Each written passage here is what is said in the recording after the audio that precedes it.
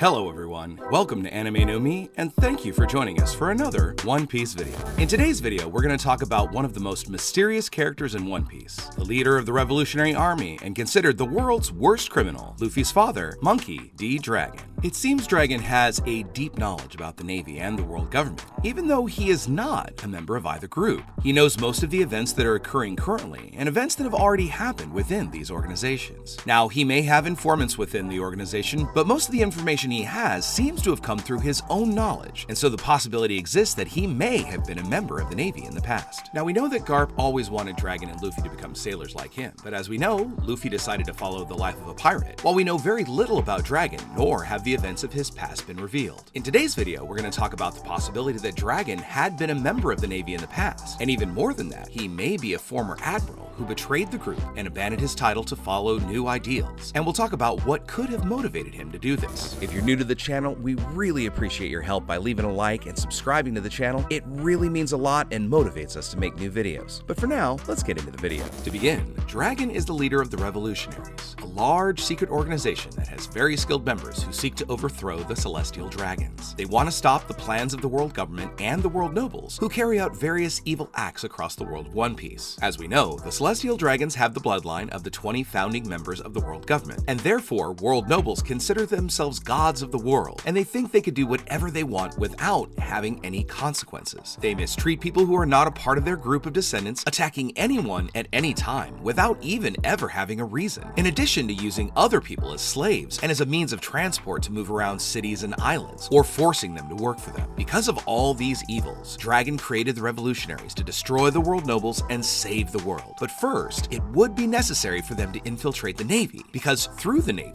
they would have access to the world government and consequently, the world nobles. We know that today there are members of the group who work undercover in the Navy. However, at the beginning of everything, Dragon may have been a member of the Navy himself. It may be that Dragon accepted Garp's advice, not for the reasons that Garp wanted, but instead to get information within the Navy. After all, Garp is against the actions of the world nobles. It could be that through the missions he was carrying out on behalf of the Navy, Dragon may have increased his position within the group. In addition, his father's position may have helped, which allowed Dragon to achieve a high position within the Navy. It may have been necessary for Dragon to obtain a title of great renown to gain access to the world government so that he could have greater contact with the world's nobles, so that he could, little by little, get informations about their plans. Considering the way Mary Joie, Castle Pangaea, the Land of the Gods, and the Heavenly Dragon Gate work, Dragon would need to move through these locations to find information and flaws, so he could enter undetected if needed in the future. After spending some time in the Navy, Dragon could have easily gotten as much information as he needed to start moving his organization of revolutionaries into strategic locations. But first, he needed to erase his identity from the Navy, so that no one would remember his existence, and with the help of his fellow revolutionaries, Dragon would be able to erase all his information and leave the Navy. There is the possibility that the world government itself could have erased all of Dragon's information, in addition to prohibiting people from mentioning him as a part of the group. Just consider other events that we've seen that have been erased from history by the world government. This fact is even more likely. After all, they probably couldn't accept the world learning that an admiral had become their enemy. However, if Dragon had done all this, it would have surely made Garp extremely sad.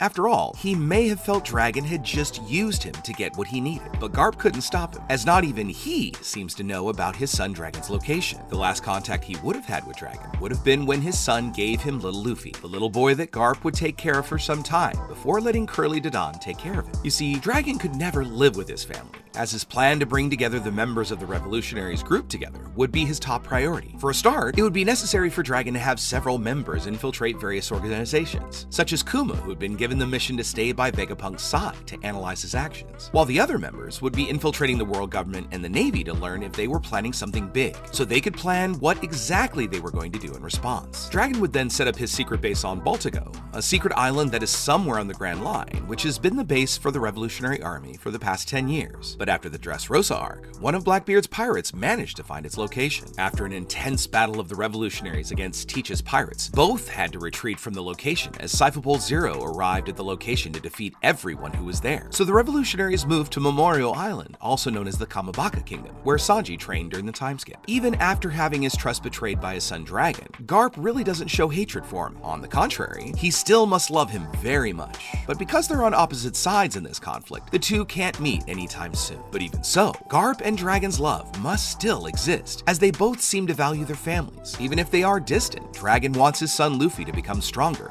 so that he can achieve his dream. The same goes for Garp. He wants his grandson to have a good life, even though he doesn't agree with Luffy's choice to become a pirate. So although they each occupy different positions in the world and have different ideals, they are still a family that doesn't hold any grudges for each other. They just expect each to do the right thing. Now, not much has been revealed about the revolutionaries so far. The only thing we know is their goal, which would be to defeat the world government along with the world nobles. But the Revolutionary Army's real objective is still hidden. Several chapters have passed, and so far we only have the same information. But there is a very good possibility that the revolutionaries are waiting for the right opportunity to start putting their plan into action. This opportunity could perhaps be a great battle generated by some famous pirate, causing the three Admiral and most of the Navy to focus their attention so that the revolutionaries could act. But until that happens, the revolutionaries' efforts are focused on freeing islands from the world government's control. These accomplishments would become easier if the world government didn't have the protection of the Marines. As in times we've seen the Straw Hats cause big problems in certain parts of the world, or even when other pirates are stirring up trouble in the world, such as the events in Marineford. The Revolutionary Army managed to save several islands when the world government needed to direct its attention elsewhere to the battle against pirates. But after the defeat of Doflamingo in Dressrosa, they managed to obtain resources for future battles. Anyone who becomes a revolutionary is immediately considered a threat and becomes an enemy of the world government. Because the world government can control everything through the three great powers, the revolutionaries may be the biggest threat to their plans. You see, if the revolutionaries manage to take down one of these three great powers, it could bring an era of chaos to the world of One Piece, as pirates would gain a great advantage over the world government, perhaps even being able to unite against them. Now that the warlords of the sea are no longer part of those three great powers to maintain balance over the world, the powers are now mostly on the world government side, and in this way they fight for the same goals as the revolutionaries. In any future battles, the world government's two powers, the Marines and SSG, they would need to move in order to protect the world government and the world's nobles. So it could be if a powerful group of pirates allied together, all of the world government's power would need to come together, potentially changing the balance of power in the world of One Piece. And with the Navy and SSG fighting pirates, the revolutionaries could do whatever they needed. Now, the Kings consider this organization a danger to them, because if the world government is overthrown by pirates or revolutionaries, they would lose the protection that they have. So the world nobles need the world government to remain the prevailing force in the world. In a flashback, we saw that King Thalassaloukis stated during the revelry 8 years ago that Dragon's ideals and actions were dangerous, and that the people who join the revolutionaries are considered notorious threats to the world government, especially high-ranking members. The Kings seem to fear the revolutionaries more because the shares and titles that the members hold. Just consider the fact that Dragon is known as the most wanted man in the world, being one of the people who threaten the world government the most. At the most recent revelry, Sabo, the second in command of the revolutionaries, faced Admiral Fujitora, and it's still not known what the outcome of the fight was, but it is quite possible that both decided to give up this battle in the end. The revolutionaries also have several powerful or famous members, like Emporio Ivankov and Inazuma, who were trapped on level 5 of Impel Down, being a floor where only the most powerful pirates are kept. So we can see that Dragon has many interesting and powerful allies that may start to act against the world government directly in the future. But as I said before, they're probably waiting for the perfect moment to attack. Such an event may be a moment where his son, Luffy, manages to draw the attention of the Marines to a location, thus leaving the main base of the world government unprotected and allowing the revolutionaries to make their move.